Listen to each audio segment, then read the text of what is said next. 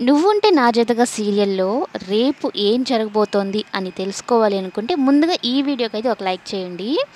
దేవ విషయంలో మిథున ఇచ్చిన ఒక్క ఐడియాతో పూర్తిగా తన పరిస్థితి మొత్తం ఇంట్లో మారిపోయిందనమాట. ముఖ్యంగా తన తల్లిదండ్రుల విషయంలో. ఎప్పుడూ లేని సంతోషంగా శారదమ్మ, సత్యమూర్తి ఇద్దరు ఉన్నారనమాట. అయితే దీనికి అంతటికి కారణం ఎవరు? మిథున. మిథునకి థ్యాంక్స్ చెప్పాలని దేవ అనుకుంటాడు. అందుకని ఇంటికి వెళ్ళి మిథునతో మాట్లాడాలని అనుకుంటాడు. అయితే ఇంతలో దేవ వాళ్ళ నాన్నని ఫాలో అవుతూ వెళ్ళుంటాడు కదా! అక్కడ వాళ్ళ నాన్న మాట్లాడిన మాటలు విని ఎంతో హ్యాపీగా ఫీల్ అవుతాడు. ఎన్ని రోజులయింది మా నాన్న నోటి నుంచి నా చిన్న కొడుకు దేవ అన్న పేరే నాకెంత హ్యాపీనెస్ ఇస్తుంది అన్నట్టు అనుకుంటూ ఉంటే, ఇక శారదమ్మ కూడా మిథునతో చాలా సంతోషంగా మాట్లాడుతూ ఉంటుంది. దీనికి అంతటికి కారణం నువ్వేనమ్మా, నువ్వు నా దేవతవి అంటూ నుదుటిపైన ముద్దు పెట్టి మరీ చెప్తూ ఉంటుంది కదా! ఇంతలో దేవ ఇంటికి వెళ్దాము అనుకున్న టైంకి పురుషోత్తం దగ్గర నుంచి ఫోన్ వస్తుందన్నమాట. మిథున కూడా ఎదురు చూస్తూ ఉంటుంది.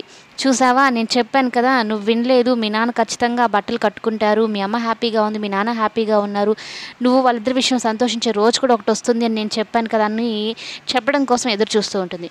అయితే పురుషోత్తం దేవాకి ఫోన్ చేస్తాడు. ఏంటి దేవా, నిన్నంతా అసలు రాలేదు, ఎక్కడికి వెళ్ళావు ఏంటి అంటే, అర్జెంటుగా నీతో మాట్లాడాలి రా అంటే, సరే అన్న ఇప్పుడే వస్తాను అన్నట్టు చెప్తాడు.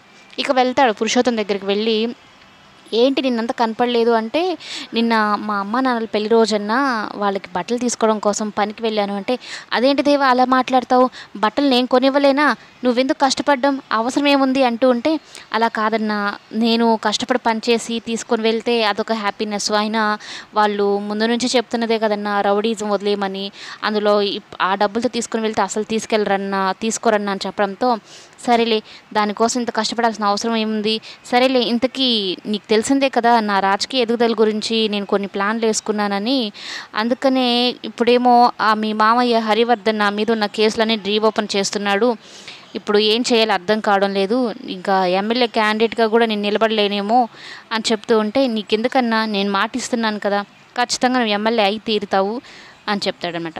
అయితే ఇప్పుడు ఆ కేసులో ఉన్న ఫైల్ మీ మామయ్య దగ్గరే ఉంది అని చెప్పడంతో, ఎలా అయినా సరే ఆ ఫైల్ నేను తీసుకొచ్చి ఇస్తాను అన్నట్టు పురుషోత్తంకేమో మాట ఇచ్చేస్తాడు దేవ. ఈ హరివర్ధన్ ఆఫీస్లో ఉన్న ఆ ఫైల్ని తీసుకురావాలంటే చాలా రిస్కులు. వాళ్ళ ఫ్రెండ్స్ అందరూ చెప్తారు, లేనిపోనిది ఎందుకురా మీ మామయ్య మొదలు నీ మీద కోపంగా ఉన్నాడు అని. అయితే ఇంకా ఏదో ఒకటి చేద్దాం లేరని ఇంటికైతే వెళ్తాడనమాట. ఇంటికి వెళ్ళి మిథున ఏమి ఎదురు చూస్తూ ఉంటుంది.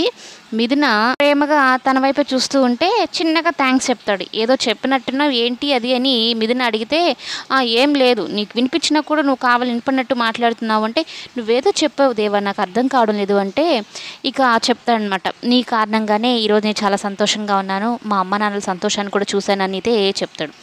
ఇక మిథున కూడా మాట్లాడుతూ ఉంటుంది. ఇక దేవాకి ఉన్నట్టుండి అనమాట, ఈ అమ్మాయి చాలా మంచి అమ్మాయి, కానీ ఎందుకు ఇంత మొండి పట్టుదల అమ్మాయి, పర్లేదు ఈ పిల్లని కూడా చూస్తే బాగానే ఉంది, కానీ నాకు సెట్ అయ్యే అమ్మాయి అయితే కాదు, నేను ఆ అమ్మాయికి సెట్ అయ్యే అబ్బాయిని కాదు అన్నట్టు చెప్తానమాట. అయితే మిథున ఉండి భోజనం పెడతానట్టు వెళ్తూ ఉంటే ఇంతలో కాలు జారి దేవ మీద పడిపోతుందంటే, అంటే ఒళ్ళో పడిపోతుంది. మామూలుగా మిథున ఎక్స్పెక్టేషన్స్ ఏంటి, దేవా వచ్చి థ్యాంక్స్ చెప్తూ గిర్రున ఎత్తుకొని తిప్పేస్తాడన్నట్టు అనుకుంటుంది. పాపం అలా చేయడనమాట. అయితే మరోవైపు ఈ ఫైల్ తీసుకురావాలని చూస్తూ ఉంటారు కదా, ఆ సెక్యూరిటీకి ఎలాగోల మందు బిర్యానీ అవి ఇవి ఇచ్చి ఇక హరివర్ధన్ ఆఫీస్కి వెళ్ళి ఫైల్ అయితే కొట్టేయాలని అనుకుంటారు. కానీ హరివర్ధన్ చాలా కోపంగా ఉంటాడనమాట పురుషోత్తం మీద, అలాగే దేవా మీద. ఎలా అయినా సరే కేసులు రీఓపెన్ చేయించి వాళ్ళిద్దరిని స్టేషన్లో పెట్టేసేయాలి, మిథున ఇంటికి తీసుకురావాలి అన్నట్టుగా. లలితమ్మ ఏంటి, దేవాని అల్లుడుగా ఒప్పేసుకుంది, మిథున కోరుకున్నట్టుగానే జరుగుతుంది, మిథున తన సంతోషమే కావాలి కదా అన్నట్టుగా. కానీ హరివర్ధన్ ఇలా చేస్తూ ఉంటే లలితమ్మకి నచ్చదనమాట. ఇక ఆ ఫైల్ కొట్టేయడానికి కోసమే సెక్యూరిటీని అయితే స్పృహ కోల్పోయేలాగా చేస్తారు. కానీ ఎక్కడో డౌట్ వచ్చి వాళ్ళు కొట్టేస్తామని హరివర్ధన్ అయితే హరివర్ధన్ ఆఫీస్కి వెళ్తాడు.